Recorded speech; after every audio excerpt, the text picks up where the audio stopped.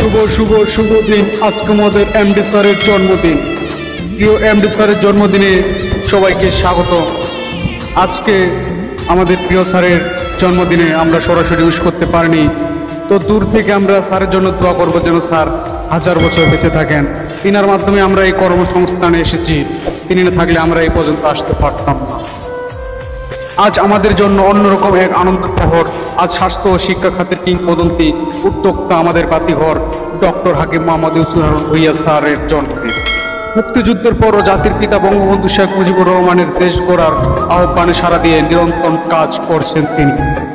ধ্বংসপ্রাপ্ত হামদর্দকে গড়ে তুলতে বিরামহীনভাবে তিনি দিয়েছেন নিজের শ্রম, ঘাম ও সময়। 50,000 টাকার মূলধন থেকে হামদর্দ আজ পরিণত হয়েছে মানুষের আশা আকাঙ্ক্ষার আলো করে।